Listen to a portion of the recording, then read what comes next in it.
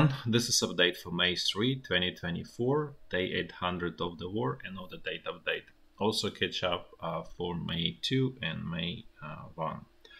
I'm going to start with a few general strategic updates, and then I'm going to switch to the situation on the battleground as I always do. So first I'm going to talk a little bit about Russia, what's going on there economically, and things are not going terribly well.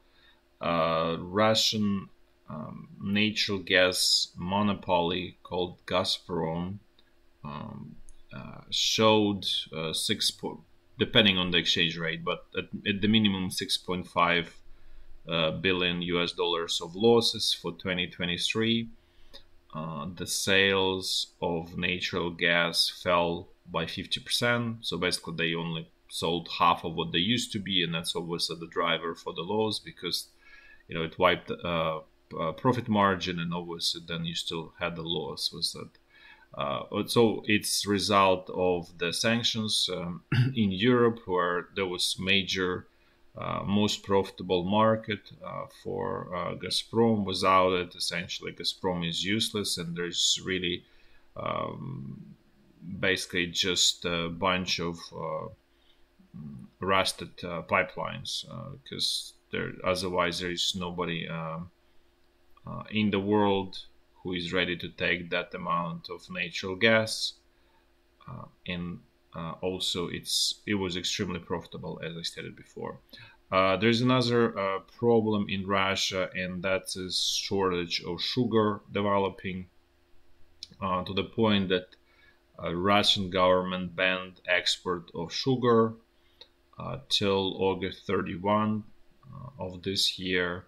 This really means that they're expecting there will be new harvest sometime in October, and that will sort of replenish the stocks and things will go back to normal. But this also indicates that there are issues developing in agriculture. Having said all of this, this doesn't mean that this will derail in any meaningful way Russian war effort. There's just sort of hiccups that Russia is going to be dealing with, and probably will successfully deal with. But I just want to highlight that things are not perfect there, and there are some negative things there. Switching a little bit actually to the US, there were interesting data coming from the hearing in the US Parliament, where there was discussion about F-35. Like a while ago, I made video about F-35, F-22 versus Chinese aircraft. So basically, China is developing competitors, and Russia actually has, but that one doesn't have right engine, so it's kind of like half-baked aircraft. So you have airframe that's modern and so on, but the engine is not quite there, so they're not able to squeeze all of the potential that plane can bring potentially. Similar situation was with China, but they learned how to actually make the engines of proper power, and so that's no longer issue there. But going back to the US, so there was a very I would say concerning numbers that were mentioned, that only 29% of the F-35 are actually capable of operational. So basically the rest of them are in repair, giving that probably during intense use you probably have another 30% down. So really realistically this air fleet is only 20% ready for anything serious, rather than just shooting at Western Yemen and things like that. If there is a real confrontation, let's say with China or with Russia, you're effectively down to only 20% of your fleet. For the reference, US has roughly 500 of F-35s. So really, realistically, you only have 100 of those for all intents and purposes. And then really puts a question of of practicality of this airplane, because if you have 500 F-16, this is probably comparable at much lower cost. So again, this is the whole idea about this. What I'm trying to say is about this monopoly in the military equipment manufacturing leads to this kind of situation where there is low reliability, poor quality, and astronomical costs, and effectively that really renders the whole weapon system close to be useless. And that's a general situation that West is facing. This is not just example of US, similar situation in the UK, similar situation in Germany, and similar situation in France. And that's one of the main reasons why West was not able to ramp up military production quickly, and still not able to do that. And Russia was able to do it faster than the West. Just for the reference, Russia is making roughly 2.5 million 155 million, well, actually it's 152 millimeter shells, versus West, at least US is probably still not even making 1 million. So again, you can see that Russia leading, even though Russia wasn't in great shape. I mentioned this before, that they essentially destroyed their main shell manufacturing facility in the 1990s and then 2000s, but they were able to quickly rebuild and actually increase it to bare minimum. This is not sufficient amount for them. There is no question about it. Just for the reference, to do what the Russia used to do in 2022, they probably need roughly 10-12 million shells per year, 152 and 122 million shells. So you can see that they obviously still far away. They probably make only like roughly 25% of what they would need otherwise. So they stay on very tight diet, and for that reason,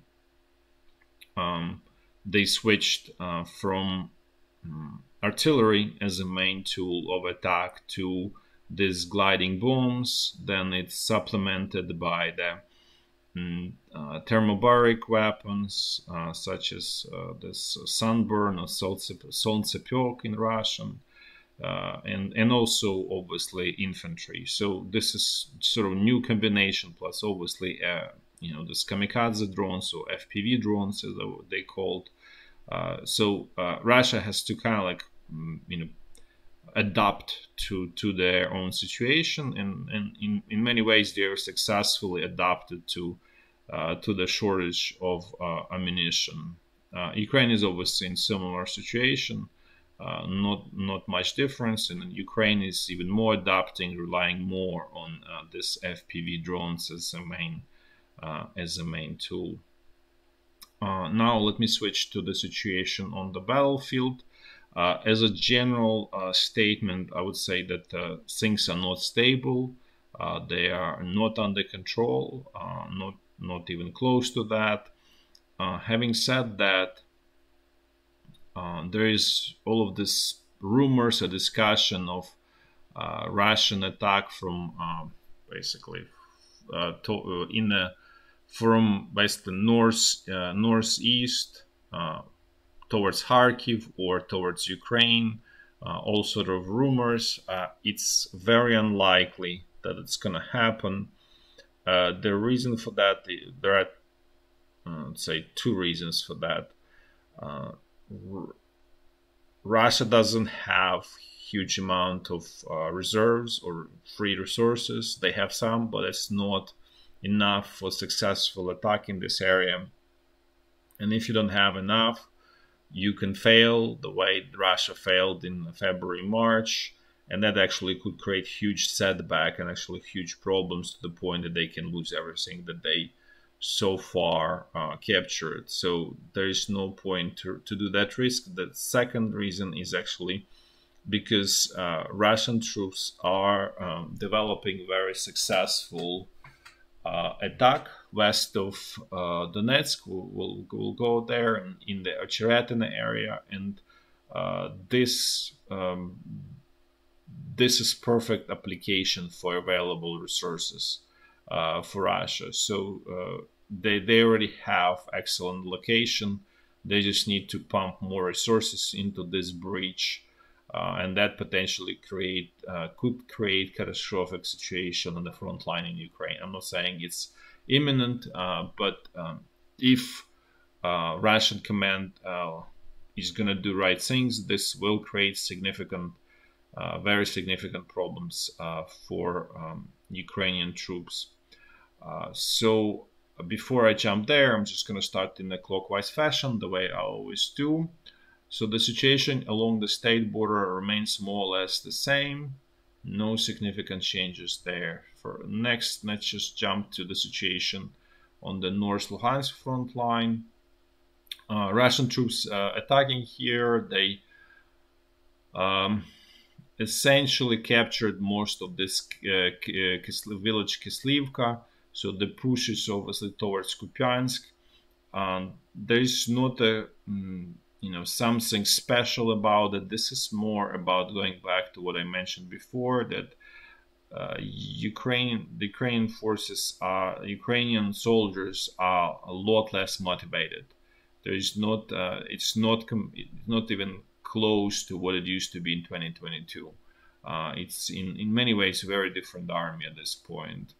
And this army is simply not willing, not even talking about not capable, but it doesn't even get to that point. It's simply not willing to stand the ground no matter what, and die heroic deaths. People basically retreat if there is strong enough pressure. There is basically Russian troops are capable of pushing forward, and I'll show you that this is not isolated situation. This is essentially at this point across entire front line. In the areas where there are a little bit more motivated troops, such as Azov, in this area, Russian troops are not able to move forward, to advance much, so things are more or less stable here around this forest, and north of it around Terny. Now let's move to the situation on a North Donbass front line. Northern sector more or less quiet, nothing special is happening here. There is strong Russian pressure in the direction of Chasiv Yar. At the same time, the capture of Chasiv Yar is not imminent the way it's being presented by Russian propaganda. In some ways, actually, Russian side is facing quite a bit of problems here, and it's probably going to be more difficult than it was thought initially, because what Russian side is realizing that in order to build really pincers, they haven't even built northern one. The southern one is kind of there, but not quite. They need to cross this channel. So what they opted for, actually in a straightforward, straight, direct squeeze and push straight into Chasiv Yar, as apparently they really somewhat under pressure to show some results. And this is obviously the worst approach that could be for the Russian side. So it's more likely than not that they will get blocked here for much longer than it was initially expected. But the eventuality of it is obviously that this town is going to be it's going to get lost, and they obviously the next objective is going to be Konstantinivka here. But so far they bogged down here, at least for now. Now let's move south to the central Donbass front line, where things are the worst for Ukraine.